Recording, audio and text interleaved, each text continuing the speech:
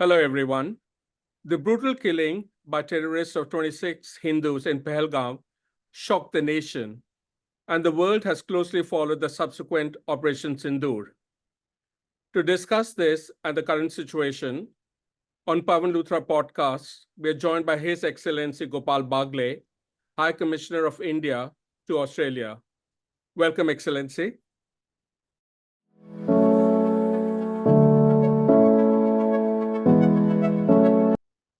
Thank you, Pawan. And good morning, good day to all your viewers. High Commissioner, what was your first reaction when you heard of this terrorist killing in Pahalgam? Pawan, it is a very reprehensible and barbaric killing. And since I have had in my previous capacities some association with our relationship with our Western neighbor, my mind went back to a number of those terrorist attacks which have unfortunately been mounted on India from across the border, namely the Pakistan sponsored parliament attack in 2001, then very horrific attacks in Kashmir, in Mumbai, and the 2008 terrible terrorist attack in Mumbai, in which more than 160 people, including Australians, lost their lives. Then more recent ones like in Pahalgam, and of course, Pulwama, Pathankot, Uri, so many of them. But once those images came to my mind, immediately also together with that, I thought of Bali. The Bali bombings in 2002 and 2005, because the nature is very similar. You see, in Bali also, 88 Australians who were unfortunately killed in 2002 Bali bombings. They were there for enjoying, and they were there at a tourist place. Similarly, Pahalgam was also a tourist place, and there you would know that 23 million people had visited Kashmir in tourism last year alone. The only difference here was that the victims were singled out on the basis of their religion, shot point blank in front of their families, and the families were then asked or exhorted to take back the message. So it was very clearly, the Pahalgam terrorist attack was clearly aimed at driving a communal divide and pulling down the booming tourism economy of the Union Territory of Jammu and Kashmir. High Commissioner, you mentioned Western neighbor. What makes India confident that these terrorists were directed from Pakistan? Is there any evidence India can share to support this claim? So first of all, you would know that even before we claim anything, on April 22nd, an outfit called the Resistance Front, TRF, had claimed the responsibility for this gruesome terrorist attack. Then perhaps they were not satisfied with claiming it once. They claimed it the second time on April 23rd. By that time, perhaps the implications or the ramifications, the scale of this attack and the anger, the anguish it had provoked in India and the condemnation it had evoked the world over was perhaps evident to the supporters, the masters, the handlers of this terrorist attack and the terrorists who carried it out. So then TRF withdrew their claim. They retracted the claim. But you would perhaps, I don't know if you have followed it, Pawan, but the claims and all other things related to TRF and Pahalgam terrorist attack were actually also amplified by the social media handles, for example, of the Lashkar-e-Toiba, of which this is a front organization. And Lashkar-e-Toiba, as you know, is an organization, terrorist organization, banned by the United Nations, proscribed also by the United States, among other countries, Australia as well. And this is not the first time we heard of this resistance front. In our submissions, our reports to the United Nations committee, which monitors these organizations and the sanctions on them, it's called the 1267 committee after the number of the United Nations Security Council resolution, which set up that committee. So in our reports in 2023, in 2024, the government of India had told the 1267 Monitoring Committee of the United Nations that there is this entity called the TRF, which is a front for LET, and they are involved in terrorist attack on India. So this is the first set.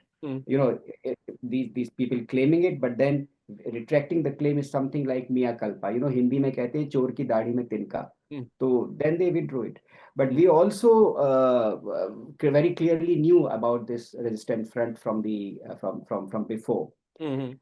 On related to the attack itself, we of course have understanding about the communication notes of the terrorists with their handlers and Mm, supporters back in mm, territories under Pakistan's control. mm, Our intelligence agencies have worked out the how that this attack shaped up, and mm. the other related things. Plus, also related to all this is the track record of Yes. Pakistan Mm, as the global hub of terrorism, mm. not only directed against India. Unfortunately, we have bore the brunt of it, but also many other countries in the world, and an untold number of people have suffered from the terrorism emanating out of Pakistan. But High Commissioner, India calls it out as terrorism coming from Pakistan. Do you think the rest of the world also calls it out loudly, or do they need to do it more loudly and clearly after seeing what happened less than a month ago in India? Pawan, that's a very good question. I would tell you two set of related things, but somewhat different. One is that I think within 24 hours of the terrorist attack, and certainly on the very next calendar date, which is 23rd April, for example, the Prime Minister of Australia, Honorable Anthony Albanese, who was in an intense election campaign at that time, he called Prime Minister Modi, took out time from his election campaign, called Prime Minister Modi and condemned the terrorist attack. There was no ambiguity there. Similarly, the foreign minister also over here. A number of global leaders, countries friendly to us, nearer to us geographically, not that near, far and wide. I think there was a general condemnation of the terrorist attack and the manner in which it was conducted and the message it wanted to send. At the same time, the other aspect is that in many places, and I'm sorry to say, in some segments of the media and discussions, we have seen a hesitation, not only related to Pahalgam terrorist attack, but other terrorist attacks which happened in India in the past, to call them out as terrorist attacks. And this is what the people of India sometimes don't understand, why an attack of even less magnitude. Look, human lives lost in a terrorist attack are human lives lost anywhere. But we don't understand why some attacks are called terrorist attacks and sometimes these are called incidents or militants. These people are called gunmen or militants. And if the broader point here is that if we do not call out all terrorism in all its forms and manifestations, then what happens is that it is effectively leads to, in some way, weakening the global fight against terrorism. But, High Commissioner, why do foreign governments and media apply a different standard when it comes to terrorism in India?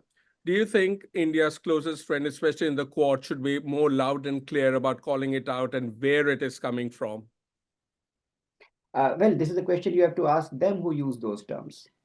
But in my understanding, I think at the government level, and not only in the public statements, the conversations I had personally during the period from 22nd April right up till yesterday, we have had very clear support from the government of Australia. But yes, I do see that there are certain segments in many places in the world which use these double standards. High Commissioner, ceasefire is in place now, but is it truly time to breathe easy? What I can tell you is that terrorists and their supporters cannot breathe easy. After Operation Sindoor, they know that a terrorist who is working against India or intends to work against India and is preparing for it is not safe anywhere in Pakistan. And they know, and as we have said, that if there is any cross-border terrorist attack on us, we'll retaliate. We will go after the terrorists and their supporters. Another thing which you would have perhaps seen Prime Minister's address to the nation on the 12th of May, Mm, he has made it absolutely clear that there will be no tolerance to terrorism. We will not distinguish between the terrorists and their supporters. mm, And we will also not be cowed down by the nuclear blackmail mm, in responding to the cross-border terrorism, nuclear blackmail of Pakistan, mm, because Pakistan conducts these cross-border terrorist attacks under a nuclear cover, mm, thinking that because it has the nuclear weapons, India would not hit. But now, since Uri, since 2016, it would have realized that its escalating terrorist attacks have invited a more and more intense response from India. Well, I do want to point out the PM's speech particularly sent a message about aggression rather than peace. Is it proof that India has had enough? Prime Minister's speech, he mentioned it in his address that incidentally the 12th of April, so 12th of May was also Buddha Jayanti, Buddha Purnima, the day on which Gautam Buddha was born. He attained enlightenment and also attained Mahaparinirvana. Uh, so Prime Minister said that the path to peace is through strength. Shanti ka rasta shakti se hokar jata hai. So I think his message is absolutely very clear. High Commissioner, now President Trump first announced a ceasefire on social media, followed by official statements from India and then Pakistan. He has claimed credit for the ceasefire multiple times, even suggesting that he would mediate a settlement between the two countries. Does this shift the dynamics between India, Pakistan, and the Kashmir issue? Well, there are three aspects to the questions you asked, Pawan. The first is how the ceasefire came about. Mm. As the Prime Minister had made it amply clear in his address, that this was the result of a direct conversation between the Directors General of Military Operations of India and Pakistan. I can also mention to you that our authorities were approached on the morning of 10th of May from the Pakistan side uh, to have a conversation between their DGMO with our DGMO, the Director General of Military Operations. Now, you and your viewers would recall that it was the night of 9th and 10th May in which Pakistan tried to launch some ballistic missiles, but which were intercepted. Not, they could not land on their targets, and in retaliation, in response to those attempts by Pakistan to target some facilities in India, we had hit about a dozen of their air bases and facilities, which devastating effect. And so obviously some of that had compelled the Pakistanis perhaps to reach out to us. And finally, the conversation between the Directors General of Military Operation of India and Pakistan at the initiative of the Pakistan side took place in the afternoon, I think around 3:30 or 3:35 Indian Standard Time on the 10th of May. And when the DGMO of Pakistan offered a ceasefire, I think we agreed because, as you know, we have only responded to the initial escalation, which was in the form of the terrorist attack, and then Pakistan's military action after that, when they launched artillery fire and drones and then escalated to it. So that's how the ceasefire at 5 p.m. IST on 10th May came about. So this is the first aspect. The second aspect is discussion between or dialogue, a conversation between India and Pakistan. Look, it's not today. In 2016, when Pathankot attack had happened, we had made it very clear that talk and terrorism cannot go together. And we had also said that blood and water do not flow together, cannot flow together. You heard the Prime Minister reiterate these principles on the 12th of May in his address to the nation. The third aspect is Kashmir. Well, I think there is a fundamental misunderstanding in many places in the world about Kashmir being the cause of conflict between India and Pakistan. I do not think that is correct, either historically or conceptually or geopolitically. There are many reasons why Pakistan has had an obsession with India, to take on India militarily, and ever since its inception in 1947, it had tried to take Kashmir by force. And Kashmir, as you know, had acceded to the Union of India perfectly legally, and it was Pakistan which launched an attack with its soldiers disguised as tribals. And we reached Srinagar Valley and beyond, that we discovered, our forces discovered that those were not tribals in any way, they were Pakistan soldiers. Cut to 1999, Kargil. Pakistan soldiers occupied the territory. They fought the Indian forces. Pakistan ultimately had to vacate and had to, I think, walk away from this misadventure. But you know what? They even refused to accept the bodies of their soldiers.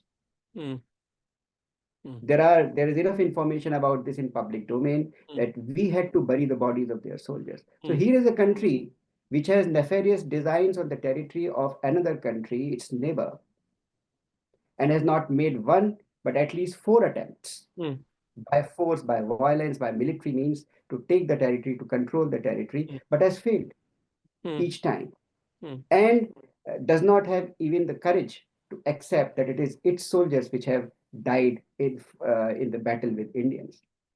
So the only thing we need to discuss with Pakistan on Kashmir is how is about the Pakistan occupied Jammu and Kashmir, which has been in illegal possession of Pakistan since 1948. Thank you, High Commissioner. All the best to you and all salutes to our brave soldiers guarding our borders.